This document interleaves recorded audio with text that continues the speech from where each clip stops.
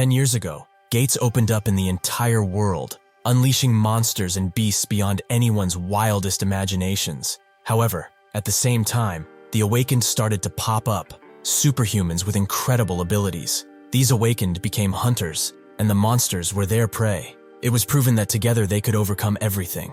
That's all good and amazing, but why should he care? His name is Jihyoung. He is just a loser at the Awakened Specialization High School. His ability is what others would call amazing, but it's been hell for him. Exoskeleton manifestation. Even though he can cover his skin with an exoskeleton, it causes him extreme pain, to the point where he can barely grasp his consciousness. To make matters worse, after his exoskeleton disappears, it leaves him with disgusting scars, reminders of what has been done to him. The bullies attack and laugh at him with no remorse or worry about anything. The teachers or core cannot do anything.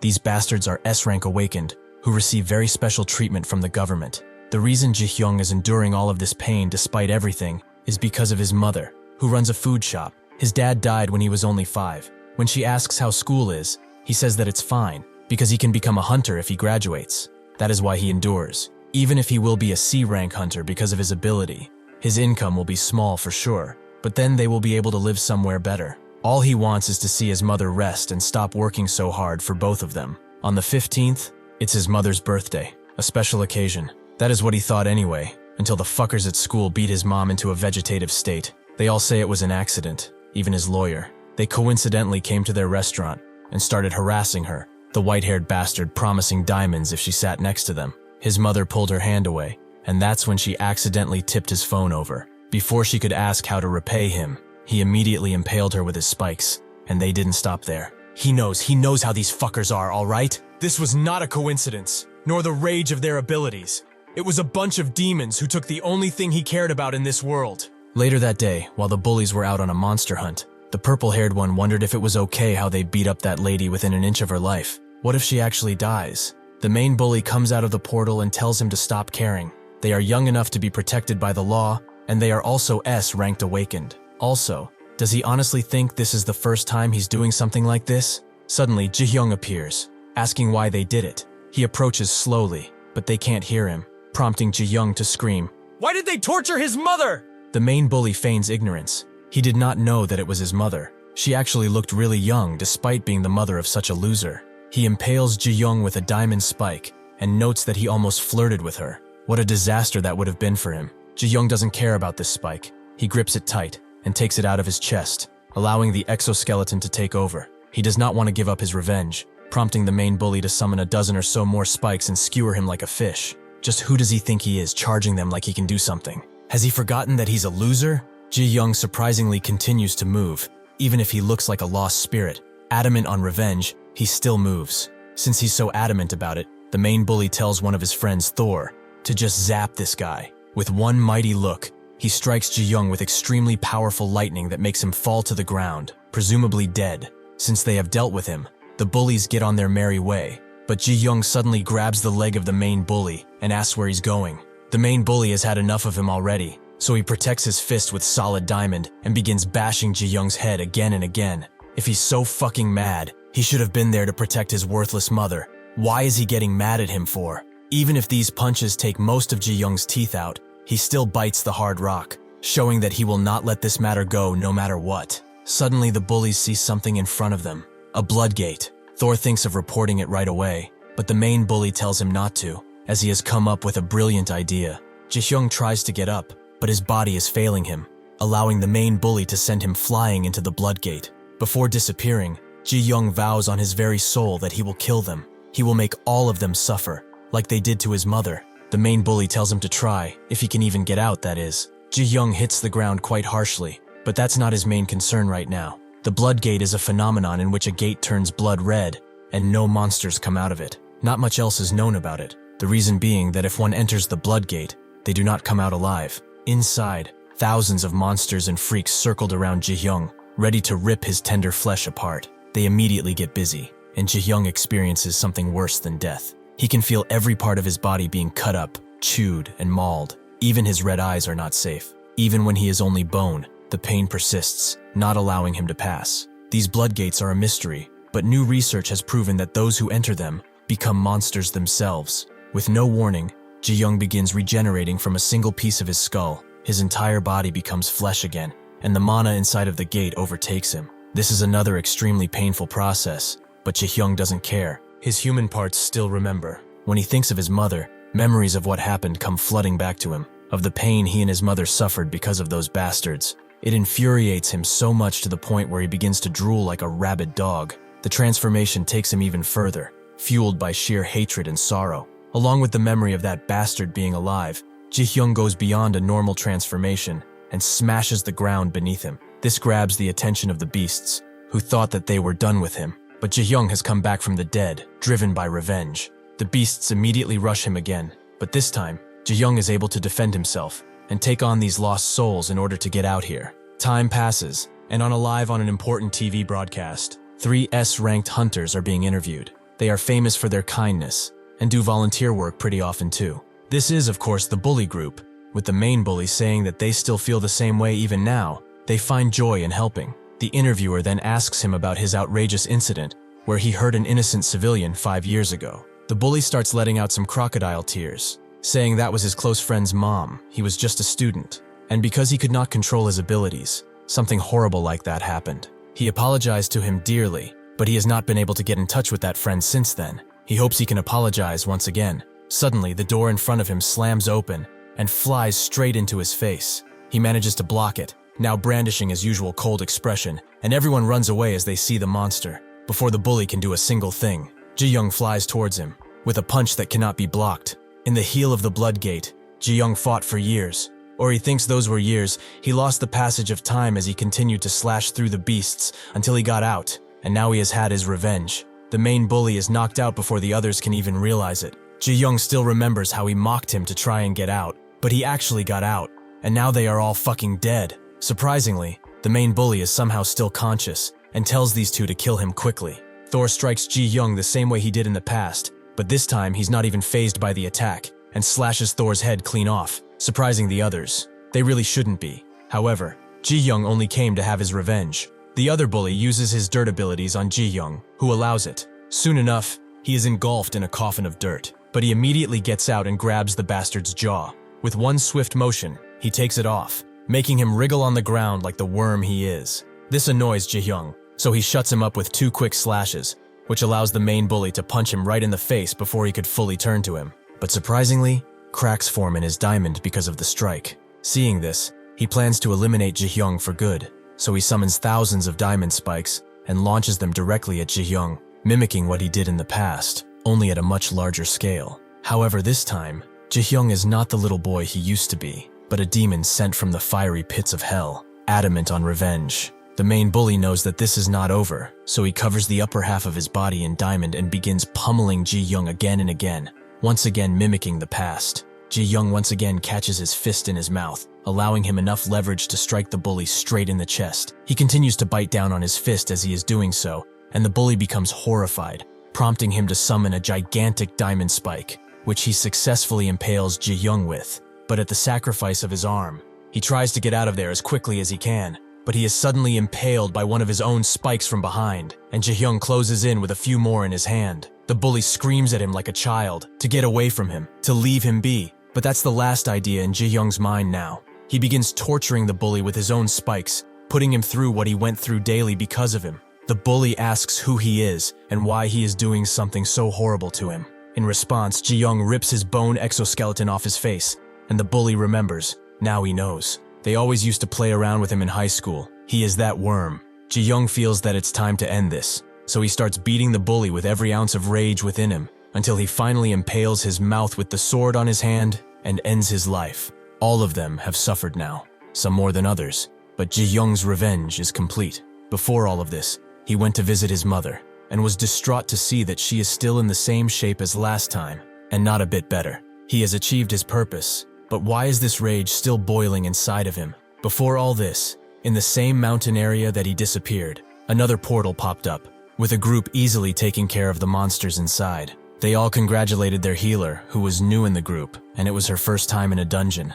The guys were actually really thankful for her, and wanted to show their appreciation in some other way. What happens in the gate stays in the gate, so they thought of having some fun with her until they get out of here. But that's when one of the men's heads flew clear off. The others turned around, only to see the visage of malice staring back at them. They started spamming attacks in order to take this last monster down, but Jihyoung was unfazed by their attacks. The Blade Master tried to cut him, only for his blade to break, allowing Jihyoung to cut his head clean off. The last two hunters could not do anything because of their fear, and so Jihyoung cut both of them down to size. He moved on to the woman, but stared at her apathetically a bit. She thought that this was mercy, that he was saving her, but Jihyoung cut her head off just like with the rest. He had no time for this, no time for mercy. The anger within him drove his entire being. Now, as rain falls down on his face, he does not know what to feel. But suddenly, someone comes from behind and asks how it feels to finally have his revenge. He asks who's there, and the woman presents herself as the Korean Hunter Association head, Lee Yumin. Jihyoung asks how she knows him, so she explains that they manage everyone who goes through a blood gate. It was around 5 years ago when he went into one, right? Jihyoung immediately becomes angered and rushes in to end this woman, but she suddenly says that his mother can be revived. This makes Jihyoung miss on purpose, creating a large blast behind her. Yumin explains that his mother can get out of her coma, but only with her help, of course, as she's the only S-ranked healer in the entire world. Jihyoung asks how he can trust her, but Yumin has already done things for him. While he was trapped in that blood gate, who took care of his mother? Certainly not the hospital. They don't have enough funds or equipment to do that. Jihyoung asks what she wants, but it's quite simple. Yumin goes on to explain that hunters have become too powerful. Weapons made by humanity have lost all meaning compared to hunters. Some are stronger than nuclear weapons, and thanks to that, most of the monsters in the gates have been wiped out. However, the gates have not disappeared. Gates are interconnected. They become a passageway that ignores borders, and there are countries using this to wage war on the hunters. The shaky peace they had up until now has been broken. All the main powers of the world have become enemies. However, they lack hunters, so they are unable to block the invasion of Japanese hunters who do as they please. Until his return, that is. If they respond to the Japanese invasion with hunters, they will draw too much global attention, so they need his help. She vows to bring his mother back. All he has to do is become a monster for them, the thing he already is. In Japan, at the Prime Minister's office, he summons the Minister of Defense and asks why all of their hunters are currently unreachable. This is Ryuzaki Juto, Prime Minister of Japan. The Minister of Defense apologizes for this. It's his fault. He will look for them right away. Besides being Minister of Defense, he is also Japan's #1 hunter, Ikosai Kageru. After leaving the office, he tells his assistant to prepare his sword swiftly. She asks if he's going to go alone, which he confirms. At the risk of sounding rude, she explains that the hunters that were sent before were elite. Why does he not form a team? Kageru turns his head to her and asks if he looks like the type of person to need such things. Later, he arrives in the place where the disappearances occurred. The enemies he encounters are too weak for the people they sent. They wouldn't be able to die just from this. So what happened? When he moves a little deeper into the cave, he finds a beast, standing on the bodies of his kinsmen like a throne. Furious by this sight, Kageru rushes in with his blade, but Jihyoung blocks it only by putting his hand forward, proving his abilities. As he attacks, Kageru is annoyed that he blocked his sword, so after a punch, he uses the first moon ability, which Jihyoung blocks, but it does do some damage. Kageru refuses to stop there, and uses the second moon to put Jihyoung in the wall, allowing him to move in for the third moon, surely to be his final attack against this creature. Jihyoung suddenly moves in and strikes at Kageru's neck, but with a sudden and swift movement, he manages to cut Jihyoung's right hand clean off. It's unfortunate, he was a good fighter, but his sword slices even through diamond itself. He has decapitated Jihyoung, feeling pity for the fools who were defeated by him. As Jihyoung's consciousness slips, he remembers his father. He was always busy because of work, but he was warm and friendly no matter what. That's what he liked about him. Unfortunately, one day when coming from work, he rushed in to hug him, only for Truck-kun to appear. Just when he was about to get isekai'd, his father jumped in to save his only son, and Jihyoung blamed his death on himself. Because of his death, his business went under, and they ended up with debt they could not repay. His mother's soft hands became rough, and when he asked if she was okay, she showed no sign of sadness and continued to work. Jihyoung knew she was lying, as every night he could not sleep because of how much his mother cried. He knew that he was the reason this all happened. Someone like him shouldn't have existed. Maybe then, his parents would have been happy. He decided to take away his right to live, but his mother walked in on him, and that's when they both found out that he was awakened. With hope for a better future, Jihyoung vowed to become a hunter. He will do so, and make her happy no matter what. Jihyoung is awakened by sheer fury. He remembers the words of Yumin. The entire world is an enemy, but their biggest is Japan. Using his beastly strength, his objective is to kill Japan's strongest hunter. Kageru thinks that this is over, so he sheathes his blade. But Jihyoung's head suddenly disappears and starts biting his ankle with all the force he can muster. Kageru notices that he is regenerating, but the pain he is suffering because of him is something he has never felt before. He cuts his head once again, but this time he is fueled by utter malice against his enemy. He summons the strongest technique he has, a crescent moon symbol falling on the ground. He rushes through the cave like a madman and summons the last technique of Kageryu, the fatal and overcoming 12th moon. Jihyoung is struck from every single angle, and the strikes are so swift and strong that they even escape out of the portal and spread throughout the area. The cave is left in utter shambles, and Kageru moves away to get out in order to take care of his injured leg. But that's when a bone penetrates his other one. Even after so much damage, Jihyoung's black heart refuses to stop, and he begins regenerating once again. Kageru knows he has suffered some major damage, but he is more annoyed by the fact that someone dared to touch him, so he moves in once again. Outside, Juto and the elite hunters of Japan have all gathered up, but one of them wonders if this is not too many people. Juto feels that he has to check. It's been 3 days since Kageru has gone inside, and he's their #1 hunter, so they must take care of him. Before he can finish his sentence, Kageru's head flies out of the portal, and Jihyoung also appears. Juto can only scream before being decapitated. At the Korean Hunter Association, Yuman's secretary asks if Jihyoung can do it. Japan is powerful after all. Yuman notes that they have to wait and see. If he can win against Japan's strongest hunter, they will win. Juto suddenly strikes him into the ground, as he has summoned his abilities, protecting his neck. This is Ryuzaku Juto, Japanese Prime Minister, but also the SSS rank hunter of Japan, a beast amongst men. 3 years ago, a majority of the monsters from the normal gates were subjugated, and the world began fearing the people they were once counting on to protect them. Because of this fear, some countries attempted to eradicate the hunters, but they failed, unable to do a single thing. The hunters around the world saw this as an opportunity. Some reached an agreement with their nation, coexisted or conquered their country with their sheer force. Each has gained supremacy in their own special way. But the country that was conquered by the hunters was Japan. The reason for this is quite simple. The Prime Minister is an SSS rank hunter. He was an aggressive fellow even before awakening, and after the hunter system appeared, he tried to take control of South Korea. However, this ambition is now being tampered with because of a single vengeful spirit. Everyone, including Juto, sees that Jihyoung is regenerating, so 2 hunters jump in, one on the left being 7th and one on the right being 8th ranked in the country. They both begin unleashing their skills onto Jihyoung, but within a second, he cuts the head of the 8th ranked and grabs the 7th, before smashing him into the ground so hard that his skull explodes, leaving only his lower jaw. Everyone is enraged at this gruesome sight. How dare he do that to one of their hunters? Juto is the most angered, and tells everyone around him that if they intervene, he will kill them himself. As Juto's blood boils, he remembers something from the past. He stumbled upon a kid who was sitting outside while it was freezing, and he asked why he was here. The child asked who he was, but Juto only sighed and gave him his jacket while taking him to a warmer place.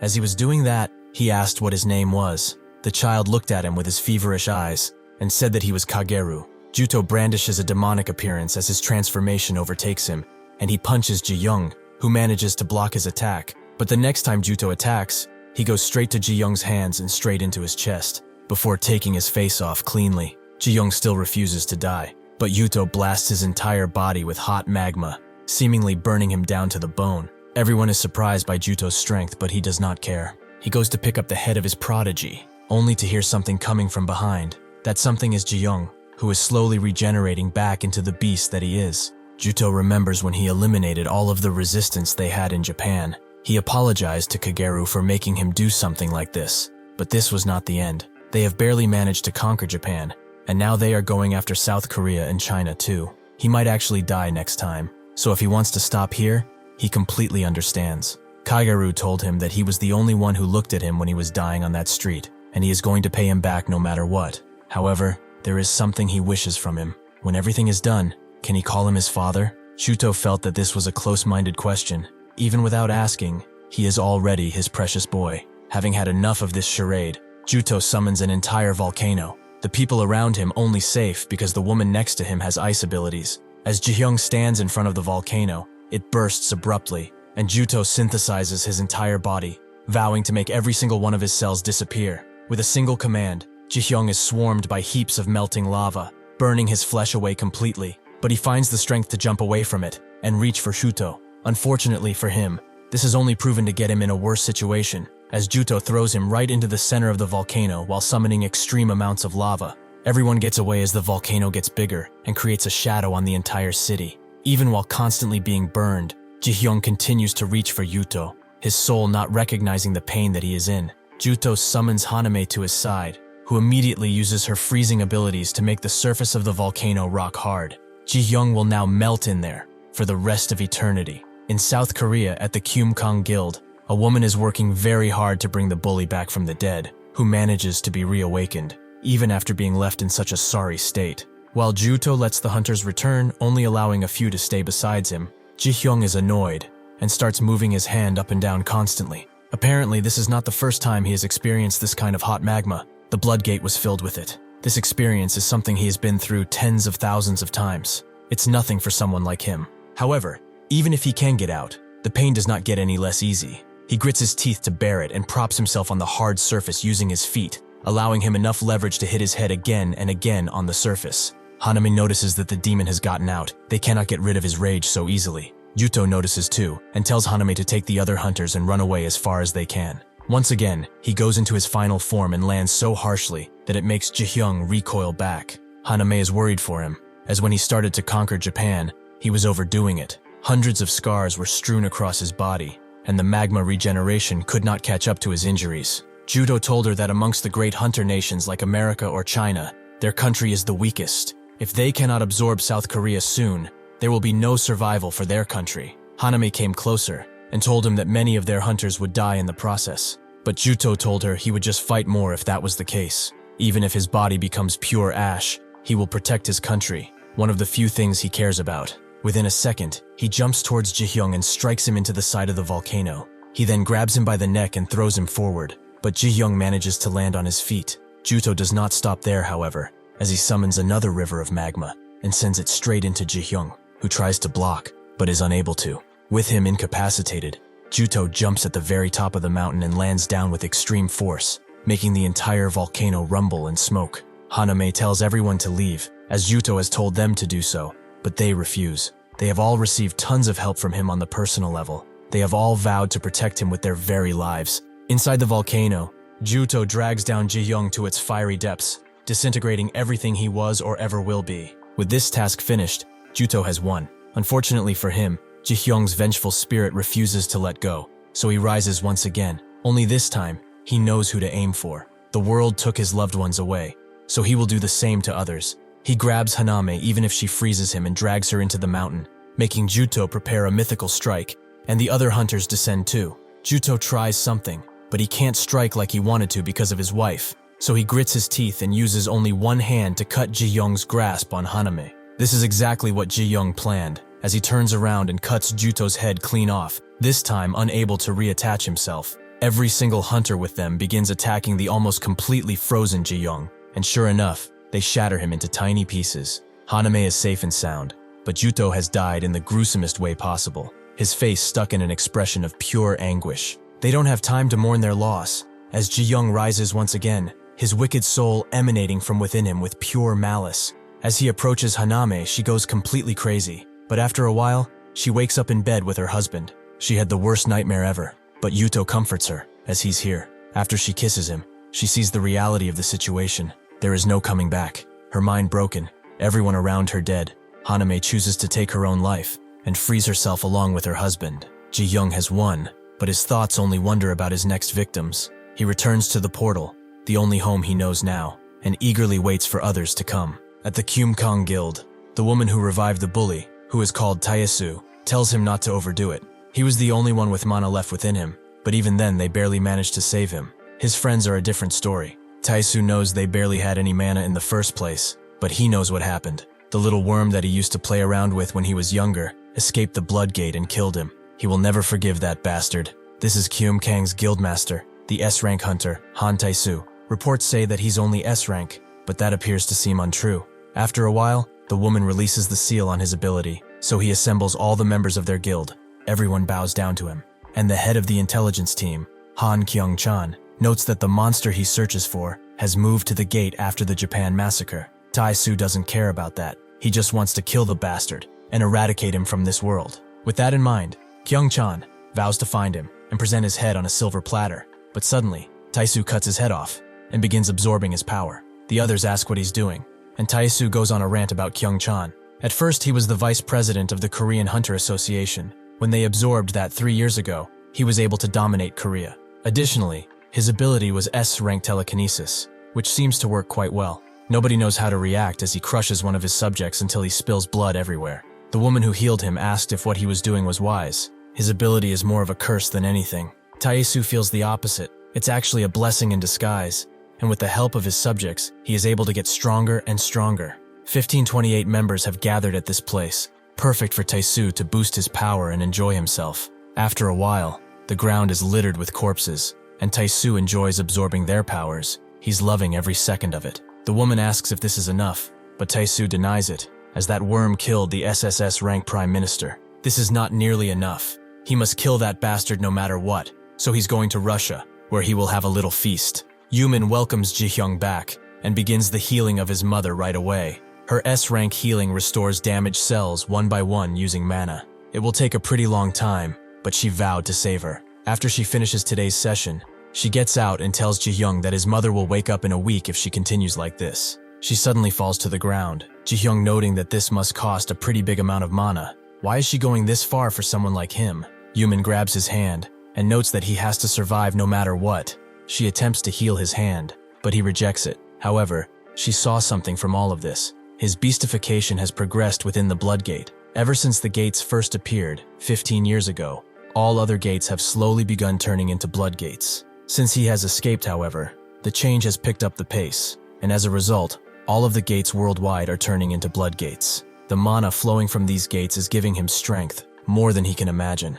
In terms of flow, if a regular gate is considered a hole, the blood gate is a passage. It is connected to somewhere, and something seems to be coming through it. That something refuses to let him go. The demons of hell have come to drag him back, even if they have to kill the entire world for it. Somewhere in a Korean city, tens of red portals appear, and the monsters power through, killing everything in their path. At the office of the Korean president, he asks why this is happening, and why the Kyumkang guild is not answering them. His subordinate explains that the entire guild was wiped out. They are unsure of how. But what do? Request other countries for help? The president feels like that is the same as ending their country, so he tells his subordinate to declare martial law. Even if they cannot do anything with their military, even if they don't have Kyumkang, they still have hunters. The hunters in question are all trying their best. They are fighting left and right to protect their population, even if the odds seem to be against them at all times. Before they can even move, a gigantic monster moves in and crushes all of them. Jihyoung is surprised to see what is happening because of him,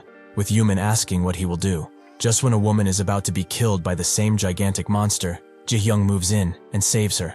When he died inside of the blood gate, the mana there tried to turn him into a complete monster. He endured great pain to overcome it and obtained this abnormal regeneration as a result. That is what he thought anyway, but seeing this situation, it appears that the mana within him will not let him die until he becomes a complete monster, just like these fuckers are. He grits his teeth in anger. He finally had a nice thought after a long time. He wanted to live peacefully after treating his mother, but it seems like hell is not done with him yet. In the dimension where these portals come from, the king of the underworld watches Jihyoung fight eagerly, as he must be the one who caused the crack to form. Thank you for watching. See you next time.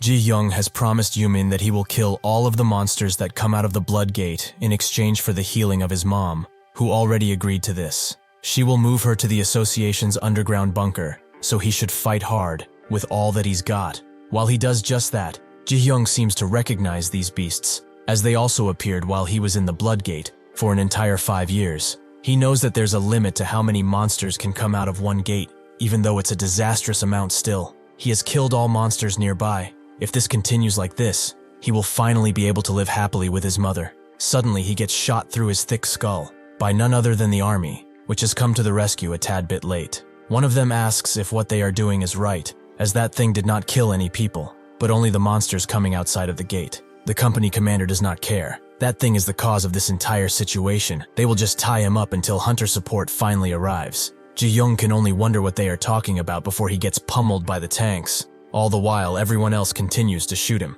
Jihyoung is feeling a pain he has never felt before and begs them to stop. But in the end, it is only his regeneration that actually saves him. the dark portal stands above him, giving him an extreme amount of energy that is driven by his anger. Yuman has warned him of this. Since the blood gate is open, he will continue getting energy, and suppressing the monsterification will be difficult. In a mere second, Jihyoung has killed all of the soldiers, but what he sees in front takes him to the past. When he was being bullied, his childhood friend was the only one who took notice and asked him about it. Why did he let Tae-soo and the other bastards pick on him like that? Jihyoung knew that he was just an easy target, and advised his friend to pretend that they don't know each other, as he will surely get hurt at this rate. The friend was naturally mad, and asked if he was fucking crazy, but Jihyoung did not even dare to attempt eye contact for his sake. The friend left, and that's how Jihyoung lost his only friend in the entire world. That is what he thought anyway, because in reality, he was collecting evidence that was seen through his right eye. After gathering enough, he sent all of the photos to the police,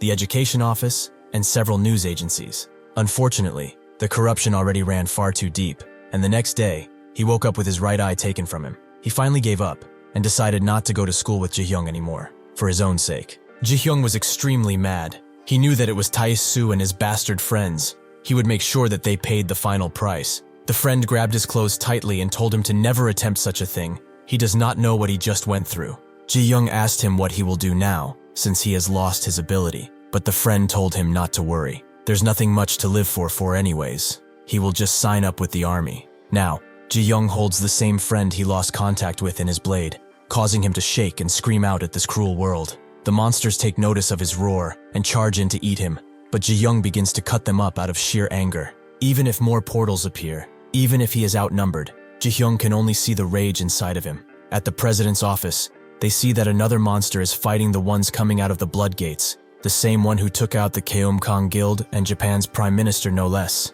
He is the one who is responsible for the portals opening up like this. After some investigation, they deduce that killing it is the only way for the gates to return to what they used to be. The president asks why they are even fighting each other, but the assistant does not know. What is important now is that even the other monsters cannot kill that thing. Since the blood gates have begun to spread abroad, they cannot delay action any longer, and the domestic hunters they sent were all annihilated. The president did not want to do this at all, but he finally relented and contacted the Foreign Hunter Bureau. In China, the strongest was just about done with his business, and that's when he heard about Jihyoung, who is causing the blood gates. He can see right now that this will be quite interesting. This is China's #1 SSS rank, Lun Zhuguang. Somewhere else, a woman takes notice of Jihyoung too, and damns it all to hell. This is Russia's strongest, Vladimir Rusana. Inside a war zone, a priest feels the screams of pain coming from the people of Korea and beyond. It is time for him to go. His advisor suggests otherwise.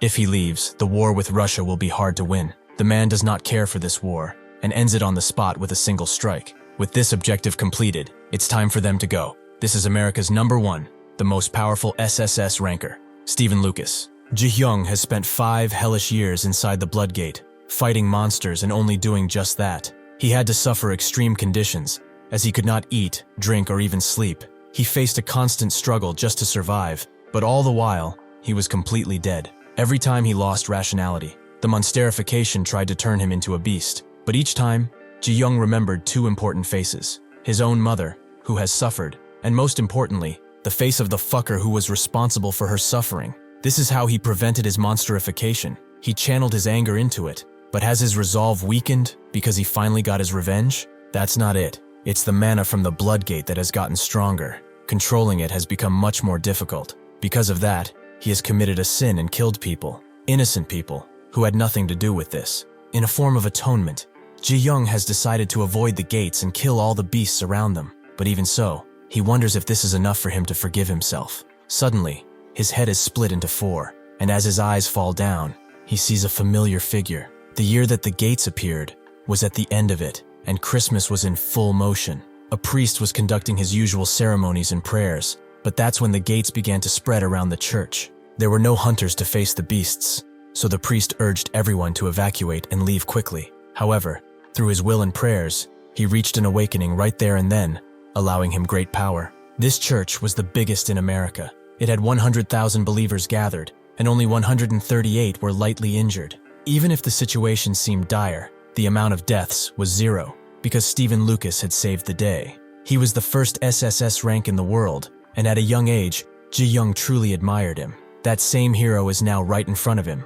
which confuses Jihyoung, as he's not supposed to be in this country. Lucas suddenly grabs him and smashes his head again, noticing that even with his powers, this beast will not die easily. Lucas does not falter, however, and uses his powers to push Jihyoung away. He notices that he's heading towards a gate, so he sidesteps and lands on the ground. The awakeners can communicate without translations because of their mana, so if it's him, perhaps he will listen. Jihyoung says that he's no monster, which makes Lucas stop and listen to his story. Jihyoung tells him everything, Lucas hugging him right after because of how hard this must have been for him. He asks for his name, which Jihyoung says, and also asks if he knows that he fights to save people. Yet today, he has committed great sin and killed many of them. In order to not forget those brave people and to atone for his sins, he has engraved each of their names into his body. If he's honest, he can help him eradicate the monsters, but while they are doing that, this calamity will continue to spread around the globe, causing millions of people to die.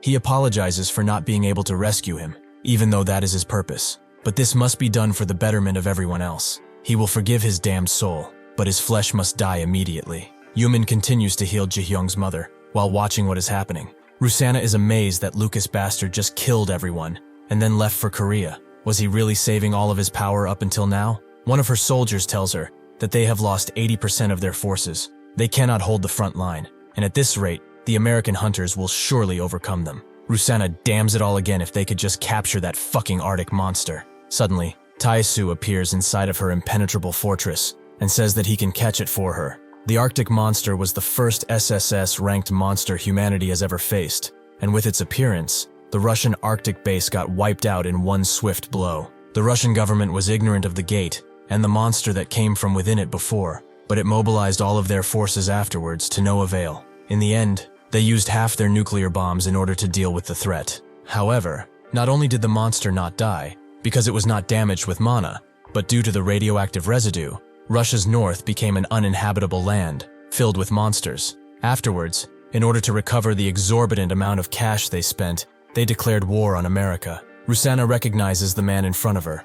He is an S-ranked Korean hunter, right? It's quite absurd, his appearance, that is. He came here with no permission, and is now boasting that he will defeat that thing, even though he's an S-ranked. Does he perhaps have a death wish he would like to fulfill? With no movements of her own, Rusana puts Taesu and his assistant to the ground. Taesu knows that she is here because of that monster, and that they got messed up by the Americans, but he can defeat it, and pretty easily too. Rusana asks if someone as weak as him can get through that radioactivity. He would need a shield at least, or something to protect him from the mess outside. That's when Rusana sees something extremely strange. She sees Taesu's true identity. With that in mind, she tells him that if he were to defeat that monster, she will personally give him half the monster's mana stones. Taesu didn't really care for those anyways. He will come back after he's done. Lucas continues to push his power onto Jihyoung, completely eradicating him from existence in a powerful glow. Fortunately, only a small amount remains of Jihyoung, allowing him to regenerate, but he knows that he cannot face such power. In only a second, Lucas arrives next to him, and even if Jihyoung does manage to land a hit, Lucas only hugs him in return. He apologizes once again, but if he feels better by hurting him, then he should do so. Even if his regeneration is something truly amazing, it is not limitless. No matter how many times he tries to escape, he will embrace him and end his life without agony. Jihyoung's only ability is to cover his body with an exoskeleton, but this is accompanied by mind-breaking pain. Even if this was supposed to be painless, Jihyoung can feel his entire body burning and breaking. Each moment up until now has been excruciating for him. However, he endured through revenge and sheer hope. Unfortunately, Lucas's instant death attack that made regeneration constantly repeat has surpassed any and all pain he has experienced before, over and over again, each time getting worse and worse. Jihyoung's mind begins to break as he relives the same pain. He remembers when he first met Taesu, who asked what he was watching. Jihyoung was watching videos of Lucas, because he really respected him, but Taesu was more interested in his ability. Jihyoung showed it to him, only for Taesu to punch him to the ground, as he is truly disgusting.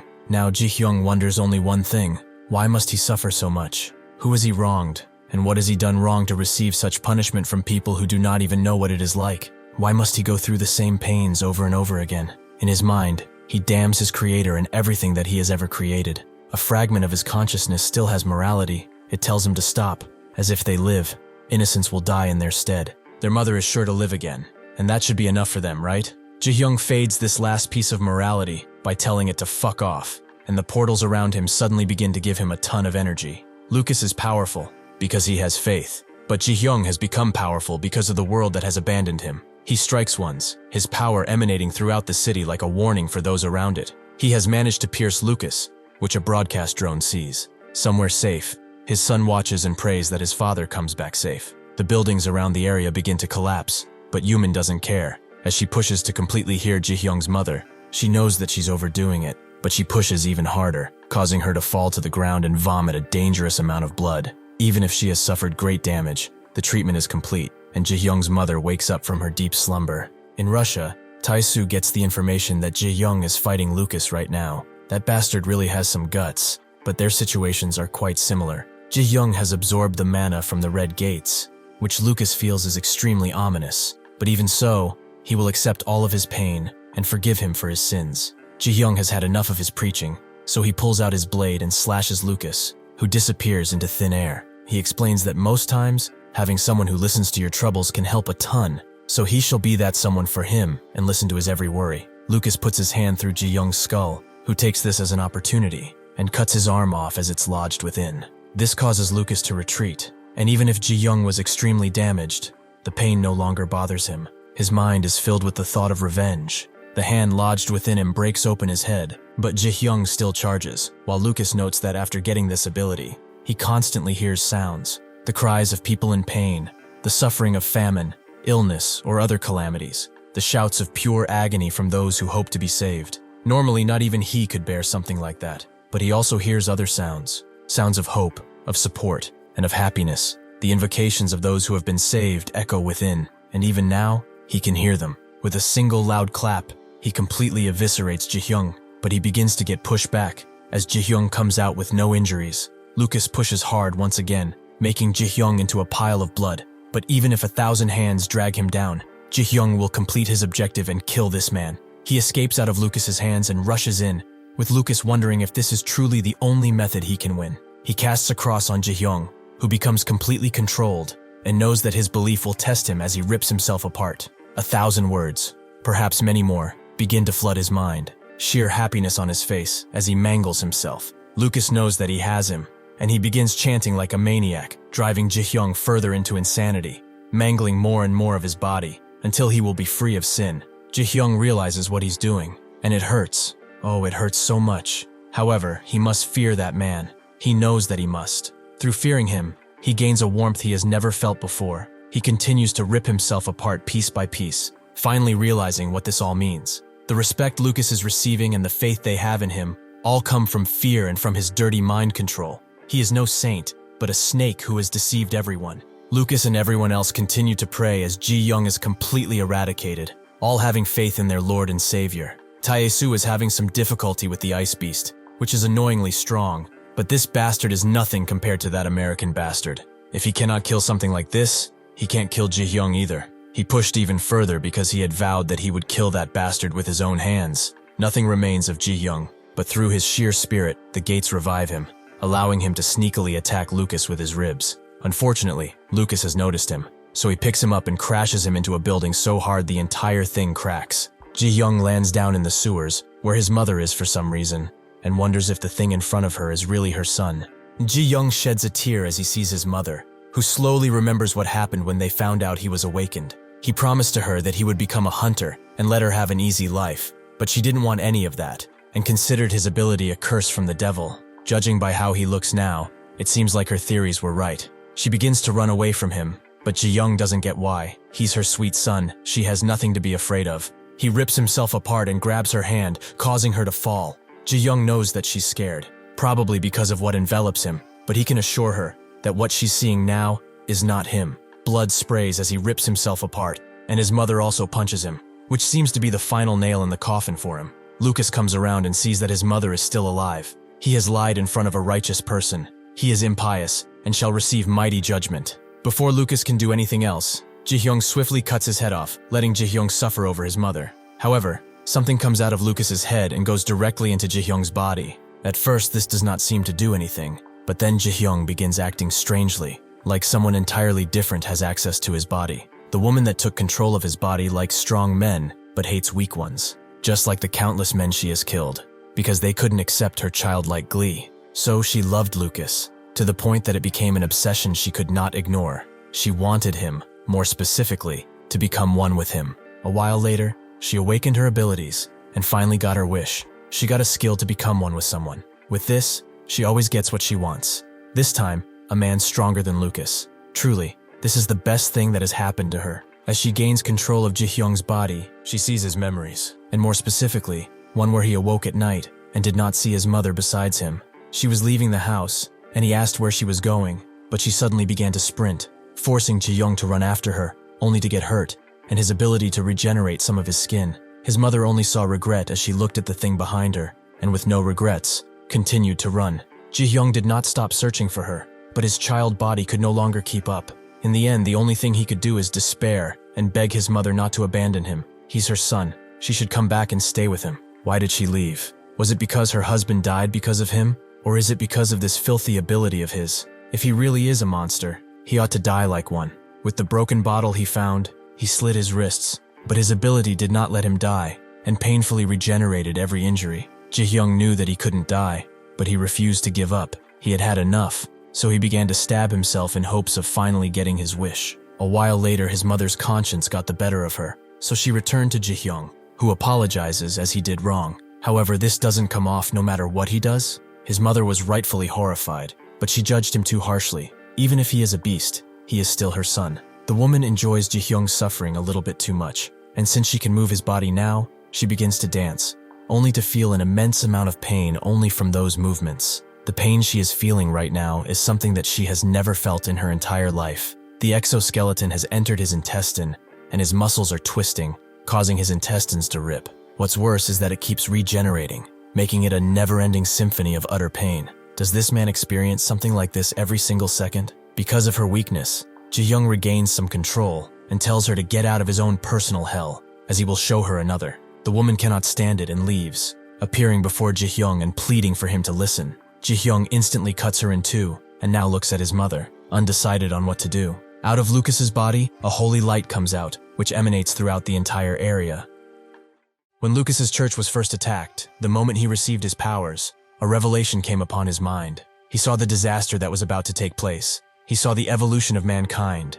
He saw the eons and eons of life that came before them. He saw the universe, and he understood. That is why he did not oppose the woman when she came to steal his body, because he knew that this was God's will. Even if his body was controlled, he accepted God's will. And now, under a pile of warm blood, he is reborn as a saint, pure of flesh and mind. He knows that this is a trial that was put up by God, but he will gladly accept it. He hugs Jihyoung gently and wonders why God has put such awful trials on just a child. Lucas removes the rough skin from his body, redeeming Jihyoung for his sins as well. The horrifying worm that was summoned by the portals and is now causing havoc is instantly killed too, but Jihyoung sees much more. As the entire world has descended into some type of hell, Lucas holds him up to see everything, but puts him down shortly afterwards and ascends to the skies. With his powers, a venerated angel comes to the earth's defense, and then a legion more, their light glistening like the burning sun. Their strikes liberate the earth of vile demons, this power being felt all over the world,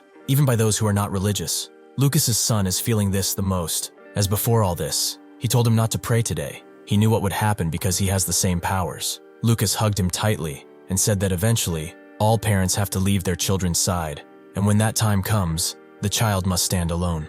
Luca, now transformed, tells Jihyoung that a weight that is too heavy awaits him. He will experience much more pain and suffering. It will be dreadful and cruel, but even so, he begs him to not lose faith, up until the very end. As he fades away, he thinks that he has shed a lot of tears until now, especially so when his wife died. But now, in this moment, he feels pure bliss. His son understands and wishes his dad a final goodbye. At the same time in Russia, Taesu laughs like a maniac, his body beaten up to a pulp as he absorbs the monster. He has won, but it almost cost him his life. Yet his reward is great. He slows down his laugh as he remembers what his brother forced him to do. He really didn't want to, but his brother insisted that he must become strong so that their guild gets bigger and bigger. This was all for their father, and whether he liked it or not, he would still do it, because he was commanded to. Taesu really didn't want to, but he was forced to test his abilities on people, hoping that they wouldn't die. He goes back to Rosanna, who knows that Lucas helped too. But to really defeat that thing is truly impressive of him. As she promised, he will have half of the mana stones dropped by that monster. Taesu interrupts her. saying that he absorbed all the mana stones. Rosanna asks why he would do such a thing. His body will not be able to withstand it. He instantly charges Rosanna, but she keeps him down with only a finger and asks why he did something like this. Why betray her? Taesu says that there's somebody he really wishes to kill. That is why he hopes that she can die too. She instantly kills the clone he made and says that those mana stones would have been able to strengthen the Russian forces tenfold, yet he dared to eat all the stones for such a stupid reason. Does he really have no intention of fighting for their motherland? Taesu summons a myriad of clones, all immediately getting struck down by Rosanna. Taesu knows about the danger that's to come, so he throws his assistant away. At the same time, Rosanna commands their death because of this insubordination, first striking at the assistant, whom Taesu protects with his clone. His mind splits into multiple as even more clones appear, all of them making him remember someone who died, someone he killed, and all the things he has done. All of them use their abilities on Rosanna, who with just a snap of her fingers, creates a pretty show of fireworks out of their guts and entrails. Rosanna is not done, as she creates a mighty black hole in the sky that threatens Taesu's existence, but he only smiles. He was with his assistant since he was young. She's called Yeju, and he always came to her when something bad happened. He told her about how he killed people, and that he did not want to kill, his child mind not realizing why he was forced to. Now he wishes with the same force to not die, creating so many clones that some of them don't even recognize who they are. He descends on Rosanna and tells her to die with a face filled with malice. After Lucas disappeared from the earth, Jihyoung began to cry, not because he was redeemed, but because this was all a bunch of bullshit. He doesn't care about what that man said. His body is back, meaning that he can finally go see his mom. Almost immediately, someone crushes him down under their foot, landing enough to pulverize Jihyoung. In the past, at the Russian presidential office, just as the nuclear beast appeared, the president gave up, thinking that the world was officially over. Rosanna, who was the Minister of National Defense at the time, told him that they can kill that thing with mana. They just need to gather awakened individuals. The president told her that it was too late. They had already launched the remaining nuclear bombs all across the globe. He will not let this country die alone, so they should all die together. Rosanna immediately launched herself into the air and reached the nuclear bombs. With all her might, she pulled them as high as she could before they exploded. This spectacle could be heard all across the world. And after Rosanna landed, the president cowered down in fear, asking to be saved. Rosanna apologized, but she had to do this. He was an awful president, but a good father to her. With that, she took control of the country. But America saw that they just randomly launched a bunch of nuclear missiles. For the sake of world peace, they vowed to eliminate Russia post-haste. Rosanna knew she could not let this happen, so she told the American president that their president was already dead. They surrender. The American president couldn't give any less of a shit and only mocked her.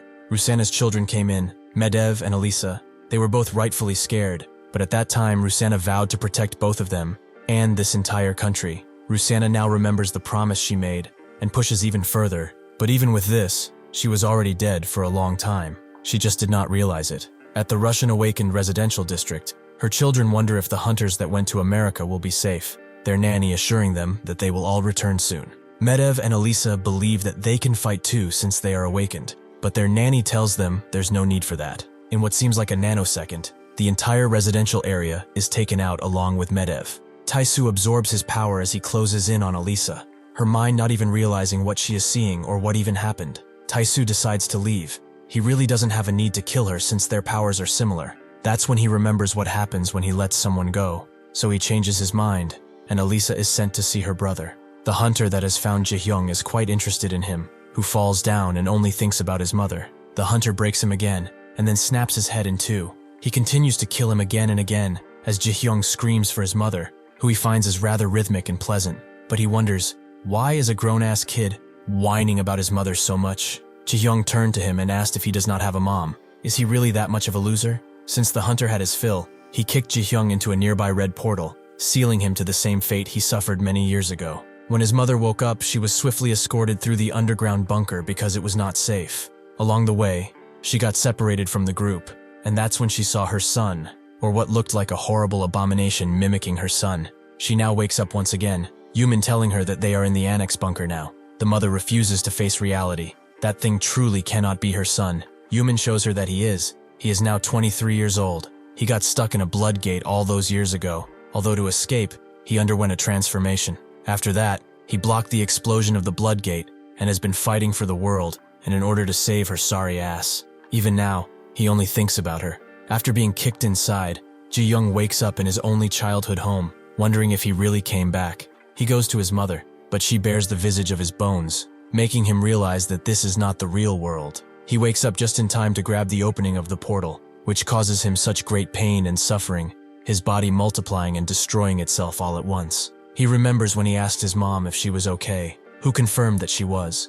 Jihyoung wondered if it was so, as his dad died because of him. His mother held her rage in and told him to just smile, as everything will become better once he begins to smile a bit more. Now, as Jihyoung undergoes a different type of transformation, he forces himself to smile through the tears, an amalgamation of horrifying flesh and blood remaking him into what he was. He continues to smile as he comes out of the portal and strikes the hunter directly, laughing as he pummels the hunter. He understands, however, that he must go see his mother again in this form, so he turns to the hunter and asks why he has done something like this. Why has he made him into the monster he thought gone? The hunter gets out of the way before he can get swallowed, but Jihyoung does not stop. He is adamant on killing this man, whether it takes him 100 or 1 billion deaths. In China, one subordinate wonders if this is okay. That beast is on a different level, as even America lost to him. Can they fight back? Ling Juwei, China's number 2 SSS rank, tells him that this is absurd. That man will not lose after all. He's her brother after all. China quickly resolved the gate situation with their huge numbers of hunters. Naturally, the nation could not hold the hunters, so they escaped their control and united under sex to start a new generation that would propel them forward. However, they all died gruesomely, to only 2 people. He killed people, while Ling revived them to make them into slaves. This is how they united China under one gigantic banner, their rule absolute, their word as precious as the heavens. The reason all of this was possible was because of one person's strength, China's number 1 beast of pure strength and illogical strength, the SSS rank, Lun Guang. Unfortunately for him, Jihyoung immediately breaks him into a bunch of tiny little pieces, showing the strength that he now possesses. He thought of this as fun, but he does not know the doom he brought upon himself. Unfortunately for Jihyoung, Guang just remakes himself and cuts him down, along with the entire building behind him. He seems to be having a lot of fun, and Jihyoung is too, coming up behind Guang and hitting him with a powerful strike. Guang easily grabs his attacking hand, but he does not seem to get something, as the thing he was supposed to fight was apparently a monster, but he is human. Jihyoung asks what of it, and as Guang dodges his next attack, he says that even though he's human, he can sense the mana of a monster. Jihyoung turns around to bite him, only catching his lips in the process as Guang sends him flying. Even if all of that is true, monsters are not supposed to be fighting while protecting others. He can see it. He has someone or something he must want to protect. Jihyoung, sword still in his right eye, smiles and says that it's true. It's his mom who abandoned him again and ran away. However, he still loves her. Guang is curious about the story behind him. It's similar to him and his younger sister, but nothing is really the same. Once in his life, a man will dream of becoming the strongest. Their instincts are ready to fight powerful enemies, so if he is strong, he will fight and defeat him. Jihyoung doesn't even let him finish his sentence before attacking, destroying part of the ghastly weapon Guang is holding, which begins to scream out in pain. As they are both having fun, the weapon directly asks Jihyoung to be saved, but he doesn't care, and breaks it apart. As Guang brings out a bunch more weapons, Jihyoung sees the human eye that came out of his last weapon, prompting Guang to explain. These are all ego swords. A blacksmith made them for him using hunter corpses. Jihyoung exclaims in surprise as he charges in. They really are super cool. He lets his head be cut off so he can swiftly regenerate and strikes Guang into the wall. The S-ranked blacksmith, Gal Yakbong, is also there. He has been gathering corpses, around 40 at this point. Guang tells him to get to work as he continues his fight with Jihyoung, and Yakbong does as he is told, striking his hand hammer into the flesh blob that he will fashion into a weapon. The people used in this vile creation scream out, most of them in pain and in fear. It only takes a few minutes for Yakbong to finish his latest work, and in his words, it's a masterpiece. He hands the reins over to Guang, who grabs the handle and immediately throws the weapon at Jihyoung, who gets hit, but as he has clung to it, he can hear a mother and a daughter cry out for each other, their screams getting more and more desperate. Jihyoung grabs both of them and reunites that lovely family in eternal death, but Guang is not done and hits him again. Jihyoung finds it simply amazing that all those bastards who were killed by monsters are all gathered in a single place. He has killed tons just like them, who were once alive. Seeing how these guys are essentially already dead, killing them really is easy. Gong points another weapon at him, explaining that he tries to record almost everything when he fights. so he bought an eye from Korea 5 years ago just for that purpose. He fashioned a blade after the owner of that eye too. Jihyoung is shocked to see his old friend here, and Gwang gets all he needs to know about him from his ability. He can see that he did not even fight and ran away like a weakling. He truly is a despicable monster who only deserves death. Jihyoung finds himself in front of his old friend and can't even bear to look at him because of the guilt. He crouches down to his level and says that it's all right. They are friends after all. However, why did he do this to his only friend? He only tried to help him, so why did he kill him? Jihyoung screams out as he is haunted by his friend's words, and something comes to his mind, his mother's advice to just smile. He begins to do just that as he rips his face apart, but even that doesn't seem to be working anymore. He tries to end his life again and again. Countless times he tries until he loses count. After a final attempt, he leaves the trail of his own body behind him and asks Gwang to kill him. Back in China, Jue wonders if her brother is having fun, but that's when a guard comes and informs her that the northern hunters were all annihilated. It seems that Taesu has come to get even stronger, whether she likes it or not. In northeast China stands the Black Dragon fortified castle, or at least it did, before Taesu caved it in. Due to the amount of powers he took, he begins to freak out, his mind not bearing the load he put on it. His assistant begs him to stop, as he was actually the one who has been wrong all this time. Taesu denies such a fact. Back when he bullied Jihyoung for the first time, he only did it because he was disgusting. He would have left it at that, but Taesu laughed and agreed that it was gross. As he apologized, Taesu became even more infuriated. That's why he believes that he started it. Gwang smashes Jihyoung's face with his foot before raising his spear and cutting his limbs off. He does not stop there, as using a bunch of coordinated strikes, he shreds his entire being,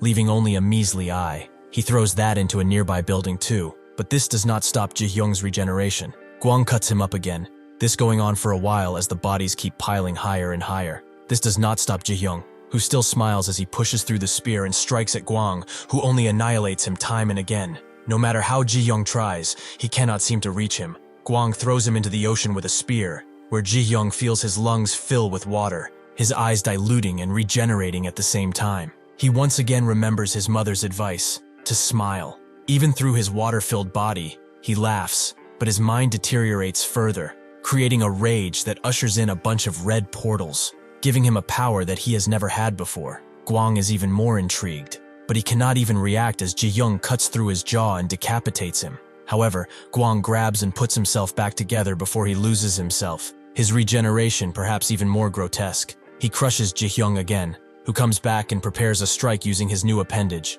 Gwang's speed overcomes him once again, launching him into the air with 100 spears. As Jihyoung flies through the barrier between atmosphere and space, his head falls down, burning brighter than the shiniest diamond as it burns. Gwang is overcome by this beautiful sight, and as Jihyoung regenerates, he can only remark it as beautiful. In China, Jue takes control of the situation. She apprehends Taesu and his assistant before asking if he was the one who killed her loyal people. Jue wonders what he will do now, as he will have to face 100 million hunters all by himself. Taesu immediately creates an explosion and rushes away with his assistant, who even in this dangerous situation wonders why he is going this far. Taesu explains that he cannot give up now as the soldiers follow them. He must kill Jihyoung no matter what. He remembers a talk he had with his old friends. One of them said that there are too many hunters in the world. They have begun fighting amongst themselves. Eventually, they will surely come to conquer Korea as well. Since the situation would become dire, he suggested to Taesu that if they die fighting, he should simply absorb their mana. Taesu was shocked. How could he ever do such a thing? The friend actually thought it was pleasant if he did that. They could live eternally with him. They are friends after all, right? Taesu was touched by his words, and he hugged them tightly, vowing to stay friends forever. Now, Taesu laments that he could not keep his promise, all because of Jihyoung. His assistant is shocked by what he said, not because it's true, but because this is not how that happened. His two friends did indeed talk about other hunters coming to invade Korea, but Taesu was actually above them in a tree and said that they will all get killed like the dogs they are. His friend tried to say something, but Taesu immediately descended and asked if there was a problem. He leaves the assistant in a cave, as he must avenge his friends once and for all. As he leaves, she looks at him with sadness. Just what the hell is going on with him? After he passes the mountain range, he comes face to face with the army of controlled hunters. Jue is not China's number 2 for nothing, as her abilities allow her to revive and enslave the dead awakened. This ability allowed her to revive every hunter in China, so it's not an exaggeration to say that she is the embodiment of China. But at this very moment, Even someone like her felt that something had gone horribly wrong. Taesu descends with an army of his own and begins to slay the undead awakened. Jue immediately figured out that the person in front of her had completely dominated the SSS rank actually. Perhaps he even stood beyond comprehension. This guy, this single young man, has transcended his humanity and now stands above them. The undead awakened are emotionless and calculated, but even they started to begin to fear, and the survival instincts that got left over made them run away. They did not want to court death. Jue did not want to give up, so she told them to charge, as she is right behind them and will revive if anything goes wrong. She had a perfect remedy for their fear, and that was simple hope. However, Taesu has become too strong, so he slices through them like a child in a drawing. He can only think of slashing as his entire body contorts, making him remember someone who was erased from his memories so long ago. His brain hurts as his mind continues to deteriorate, but Jue has not given up yet.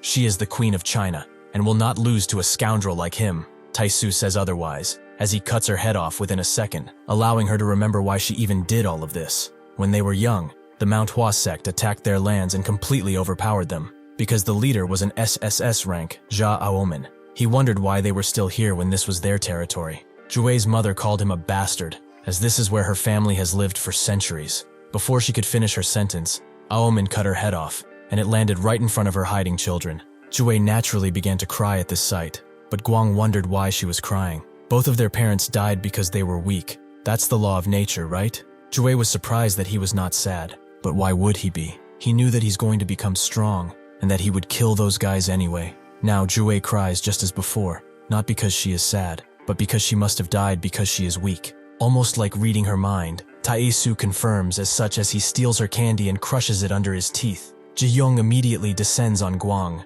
crashing him into the building they were standing in, then into the earth, and finally right into a red portal. He pushes even harder to make Guang go inside, as this was his plan after all.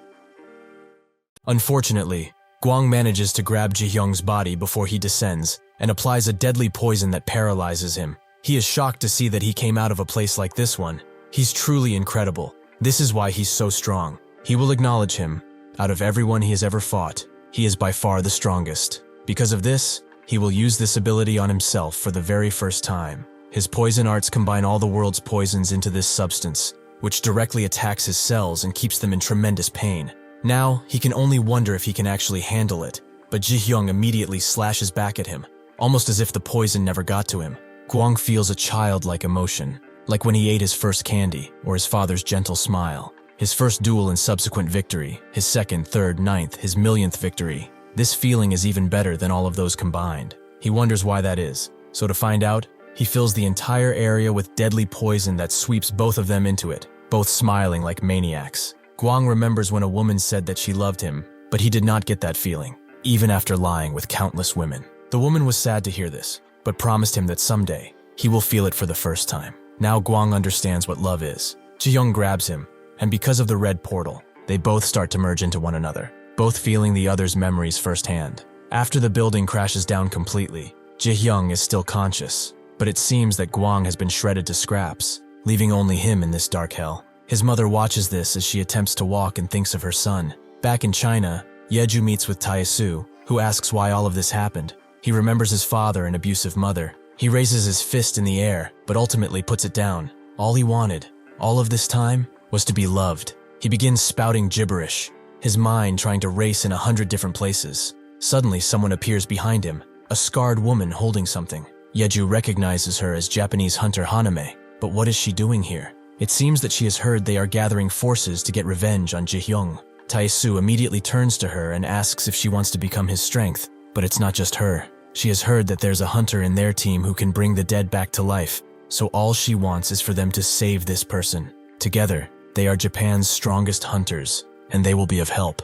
Taesu begins to laugh like a maniac, and then suddenly just agrees. Juto does wake up as promised and meets Haname face to face, or rather, her decapitated head. Taesu says hi to him in a taunting voice, prompting Juto to rush him with an ultimate attack, but Taesu simply decapitates him too, and gains all of his powers along with all his memories. He can feel his hate for Jihyoung intensify, and his mind continues to weaken. The building crashes down on Jihyoung, who immediately begins regeneration, as it seems that Guang is still partly alive. He begins screaming at Jihyoung out of desperation, who simply crouches down to his level as he regenerates. Guang says that this was pretty fun, and remembers what his father told him as they were watching their family burn down. He has to become strong so that he will not experience this humiliation ever again. He should be so strong that he can even beat his own father. Guang immediately cut his head off and was glad that he won, but he wondered why his dad wasn't responding. Now he would like to apologize to his father, because he lost. Yakbong sees his demise and crouches down, sad to see that his master has finally died. He uses his hammer to strike himself in the head, creating an area where the dead are slowly rising from their graves. Jihyoung doesn't move, allowing an undead to strike his head, who seems adamant about his demise. 100 more descend on him, and with whatever tools they could get their hands on, they pummel Jihyoung like beasts. One even drives a truck over him. Jihyoung is sad because he can no longer meet his mother like this. As a chainsaw slowly descends on his flesh, he thinks that it's finally time for him to die, but suddenly his mother appears, who calls him out, making her become a prime target for these vengeful spirits. Someone actually strikes her with a stone, making Jihyoung go over the tipping point. Taisu's madness continues as he absorbs Yuto, but Yeju cannot bear to see him like this and attempts to seal his ability, as she cannot lose him. Her dad always used to beat on their mother, but she did not seem to care, as she had autism. For them, the gates and the manifestation of awakeness were a calamity unlike any other. Their mother couldn't control her abilities and took out their dad right then. Because of her mental disorder and because she had children, she was put on probation. She was a fool back then. She thought that things would get better, but her brother had other ideas. From the next day, he started working in place of their father, and also took his place in the beatings. As the days passed, his acts became more and more severe. Suddenly she awakened. So since hunters make money, she thought that she could escape this hell, but it seemed that her brother switched his target. She tried to rush out of the house, but because she tripped, his brother had free rein and started beating on her. Their mother tried to save her, but he kicked her to the ground, causing an injury that she wouldn't ever wake up from. Yeju had enough, and called him a piece of shit, but he immediately began pummeling her too, beating her half to death. That same night she met up with Taisu, who confessed that he had killed another person. How many will he kill until this stops? His mother and father are not here anymore. His ability truly is a cursed one. Yeju revealed that her ability will let her seal his ability, but before that, she would like him to kill one more person. They went home, and just as her brother opened the door, Taisu struck him down, seeing all that he had done to his family. Suddenly, his brother appeared, who immediately put a collar on him and asked what he was doing. Has he not had enough of killing people? Was there truly a need for him to kill one more? Yeju tried to attack him, but his brother noticed and grabbed her hand. Taisu couldn't let her die, so he started dragging himself on the ground, which allowed Yeju to seal his brother's ability. Taisu immediately struck him down before he could even say a word, ending their cycles of abuse. Taisu told the crying Yeju not to worry, he would always take care of her. Yeju attempts to seal him for good, but Taisu reacts just like his brother, and before she could say a word, completely annihilates her. He immediately realizes what he has done, and her memories come flooding into his mind. A hand reaches out, Yeju's hand, asking why he did it. Taisu screams out in terror and starts vomiting on the ground.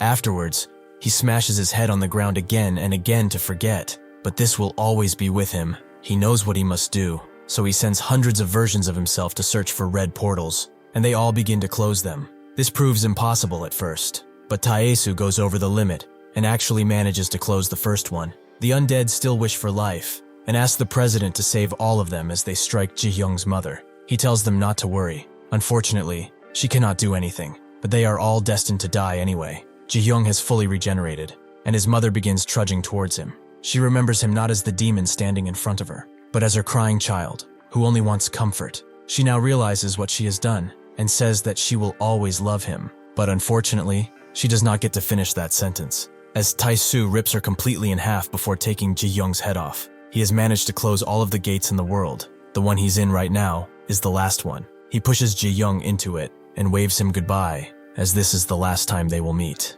Jihyoung utters his name again and again as the portal closes up on him, sealing his fate forever. Just as he lands, the beasts waiting for this moment all jump on him, ready to feast on his undying flesh. In his rage, Jihyoung begins to fight with uncontrolled rage. In his eyes, these fearsome demons are not what they seem. He sees visions of Taisu and rips them all to shreds. Even if giants trample on him, he does not give up. This entire world is out for his death, but his undying hatred will not let him go. 6 years pass. Taisu is remembered as a hero for his actions, but he doesn't care about that. One of the women next to him says that he's being too cold, making him remember Yeju, so he immediately kills her. The other runs away just as Yumin gets into the room, who says that doing things like this won't fix his pain. Out of everyone, only she can heal him. Tae-soo begins crying, remembering that the undead were cheering for him, but he didn't want that. He goes back to the old playground he used to frequent with Yeju. Her seat was broken, leaving only him. Suddenly, Yumin appeared and comforted him gently. He didn't expect for her to become like this when she was helping Jihyoung, but she actually asks if he wants to see him again. Even though he killed his mother, he did not fight him. He just threw him in a blood gate and closed it. Was he afraid because he defeated all the SSS ranks before him? Tae-soo pins her to the bed and says that he wants to see him, so that he can rip him apart. He even tried to open a blood gate. He was curious to see what he was doing, but he failed. Yumin wants to tell him something. According to the universal laws, the world will periodically fall. At times like these, the gates appear, and when time passes, these gates will become connected to hell and turn into blood gates. Even though he locked Jihyoung there, the owner of that place will find him, so he shouldn't worry, as they will meet soon. He should wait until that day comes, if he ever wants to meet him. Tae-soo pins her again, and asks who the hell she is, but she only wonders if he's really that curious. She will sate his curiosity with another tidbit of information. Hell's manager is called Pale. Once all the world's gates turn into floodgates, he's the one destined to lead the army that will eradicate the world. He has ruined thousands of worlds until now, but this was the first time that all of the gates closed. Creating gates is the law of the universe, and even Pale cannot do that. However, Jihyoung, who escaped hell and created fissures in the dimension, with Pale's power, he could theoretically open gates. So when Jihyoung fell in again, Pale sensed human mana and tried to find him, but ultimately failed. Jihyoung had become a monster in the truest sense of the word. Now though, 6 years have passed, and Pale has finally found him. A red hue appears outside, as the end of the world has begun. Jihyoung sits down with 2 other people and watches his story. He had a nightmare that his mother was ripped in half, and he had been in hell for 6 years living as a monster. Even if he received his powers, he could leave, and the world would be destroyed as a result. Is he crazy? He just wants to get out of here. He wants to leave so that he can have his revenge. He wants to do the same thing to Tae-soo, actually worse, something so painful that keeps him alive. He will rip his guts out and lungs. Even so, he cannot kill so many innocents. But actually, he was also innocent once. His father passed because some guy decided to run a red light. What did he even do to deserve being beaten by Tae-soo, that fucker? Killing everything after the 5 years he spent here in the Bloodgate was self-defense. He destroyed Japan so he could save her too. Lucas was different. He kept spouting bullshit. He even had the power to help him, but in the end did nothing. Then that Chinese guy showed up and died on his own. If not for him, they would have lived happily ever after. Actually, not really. Who would have thought that Tae-soo would kill his mother no matter what he did? He would like to be honest with her. He has already killed innocents, and now he feels like he wants every single one of them to suffer as he did. The show ends, and Jihyoung, along with both sides of his mother, seems to have enjoyed it. Thanks to Tae-soo, the world has enjoyed peace for a long time. Everyone is happy without him, but this is not the end. All that remains is nothing, so it's time for him to go. He looks back at himself one more time and wishes him farewell. The gigantic gate opens, and Jihyoung, the angel of hell, descends. He and Tae-soo look at each other before Tae-soo begins to split himself into hundreds of clones. This is the last battle, Jihyoung's army of resentment versus Tae-soo. Their clash begins with an explosion. Jihyoung charges Tae-soo with his dragon that spits out a hellish energy into the ground, corrupting it completely. Tae-soo creates his own dragon and charges Jihyoung, but their strikes go beyond reasoning, as thousands of portals open by the second. A grandmother who is mourning her son is killed. Others stand dead because of their past actions. And somewhere, a boy, just like his father once did, is saving lives with his holy powers. Jihyoung summons hundreds of portals to grab Tae-soo, but he uses his powers to summon a vengeful spirit to freeze his leg, one that hates him to the very core. Jihyoung is threatened by all the souls he killed, and Tae-soo charges forward, clearly seeing the lines around his neck. But Jihyoung soon grabs them and smashes him into the ice they now find themselves in. Tae-soo gets out, as all the other hunters of the World Hunter Alliance are beside him. More specifically, however, they are inside him, as their powers create even further conflict in his mind. Now Jihyoung understands his ability, and laughs as Tae-soo smashes him into the ice. Really, he was the one who killed him, right? His father. Tae-soo tells him to shut up, but at the same time his neck flies away, taking him by complete surprise. Tae-soo remembers his father. He beat him when he saw that he was not awakened, and proceeded to do the same thing to his mother. Little Tae-soo could not take the screaming and the yelling anymore. One day he took charge with a knife, and by pure coincidence, he tripped, causing him to fall over his father, and the knife to fall squarely into his neck. At that moment, he awakened his powers, and his mother ran away, leaving only his brother, who enslaved him and caused everything up until now to happen. Even as he tries to sleep, visions of the people he killed haunt him. They rip him apart until he wakes up. Yumin knew that was happening again. He must be suffering, but she wondered just how many people are within him right now. Taesu asked if she can seal people's abilities, which she could not. But couldn't he do it? Taesu could not go on any longer. He wanted to meet Yeju again. He has tried to revive the dead countless times, but each time he failed. Hopeless, and not knowing what to do, he discovered a new method.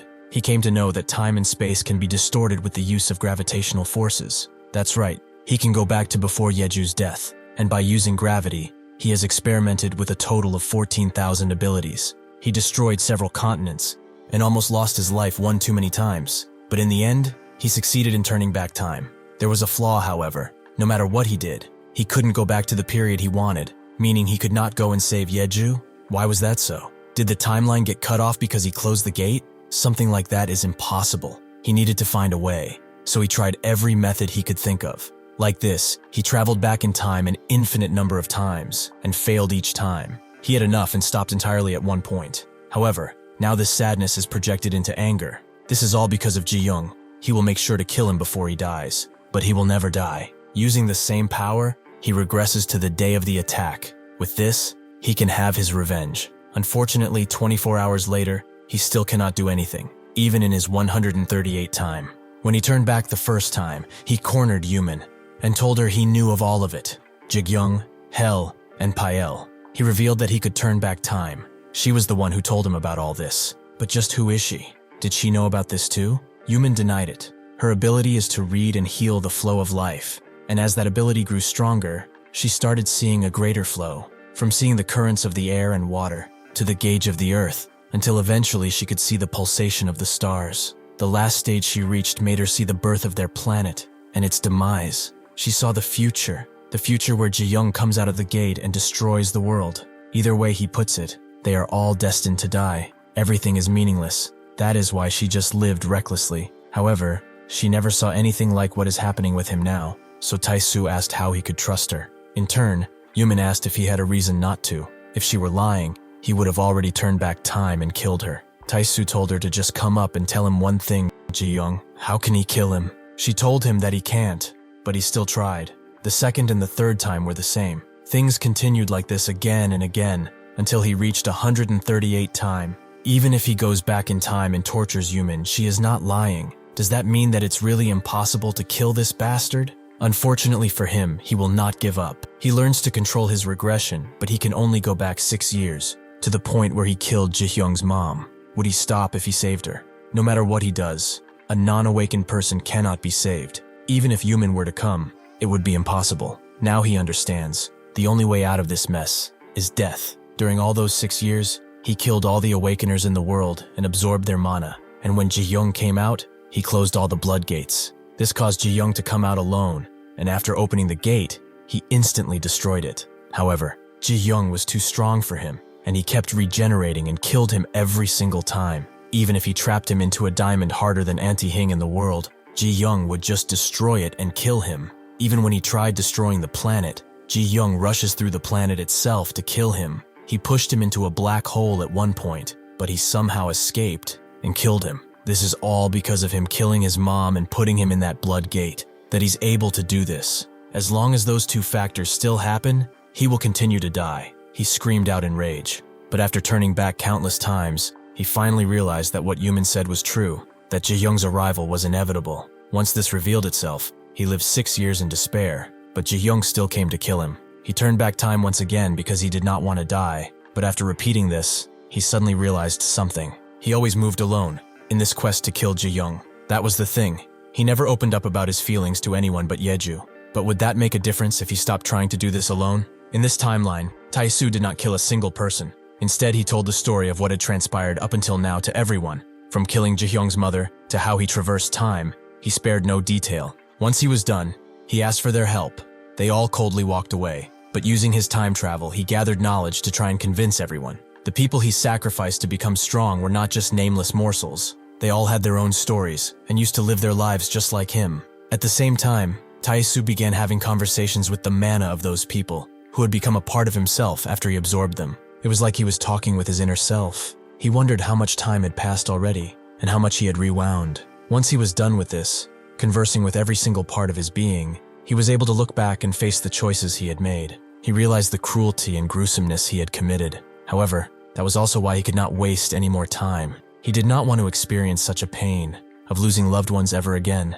He sent out an apology to Jihyoung, feeling guilty because of what he did to him, but he also stated that things would not end until he took his last breath. Unfortunately for him, that was a gigantic miscalculation. Taesu tried his absolute best as a human. He researched Jihyoung's attack patterns through repeated battles, and he taught and guided all the hunters at the exact same time.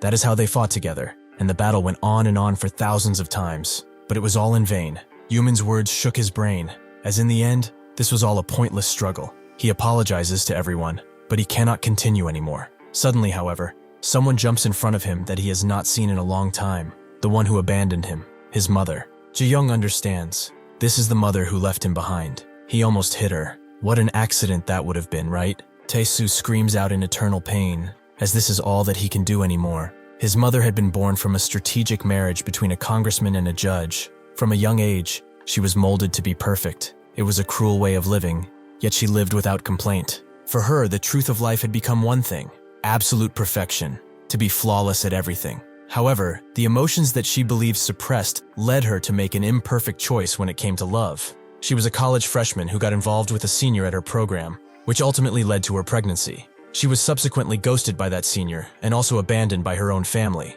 That was the price she paid for making an imperfect decision. For her, his brother was undeniable. From that moment, she knew that she had to uphold perfection, even in the matters of love. Why now, though? He has never once seen her in any of the time travels he did. Is it because she sees him as perfect? Or perhaps is she here to achieve a perfect death? Any which way, she got her wish as she got split into two. Taesu's mind begins to shatter. His whole visage of the world changes, and soon enough, he realizes how Jihyoung felt all this time.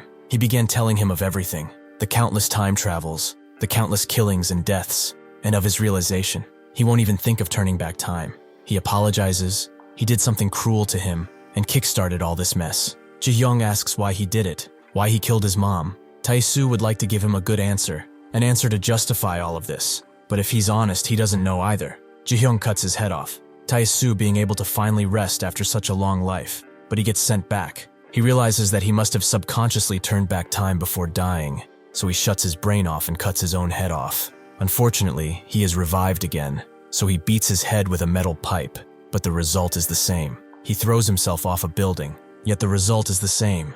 He keeps coming back no matter what. He screams out asking what else he has to do. He admits that he has achieved enlightenment or whatever. He thought it would be nice to die dignified, but so what? He does not care for living anymore. He wants to die. Unfortunately for him, this has become a death loop, and he cannot get an answer as to why he keeps coming back. Until Yuman comes, that is. He begs her to tell him something, so she explains that this is because of the endless reversals in time. As the mana stacked layers upon the fabric of time, his causality twisted, and time closed on itself. Now, once he dies, he will return to this exact point. As long as he comes back here, he will be killed by Jihyoung.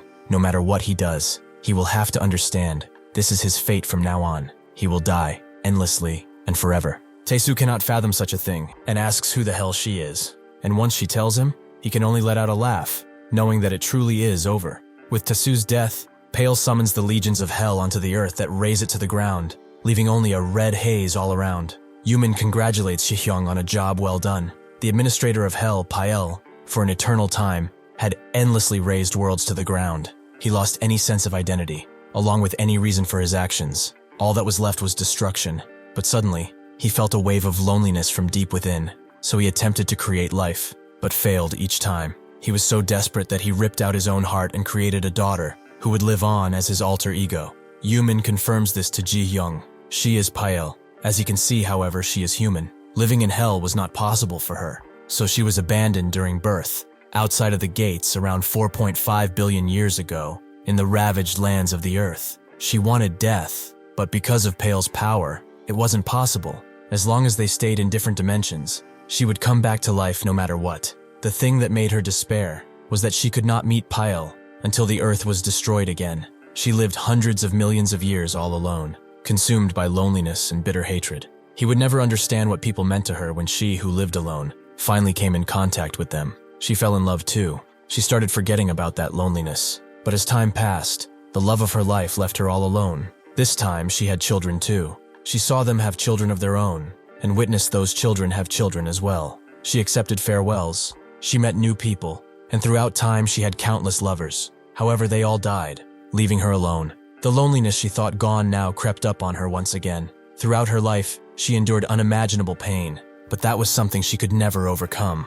In that moment, she understood her father. He had tried to rid himself of this loneliness, even by offering his heart. That was the moment when his heart showed her the future, the one future where they could meet again. That future was to cause the outrage of a bloodgate through him.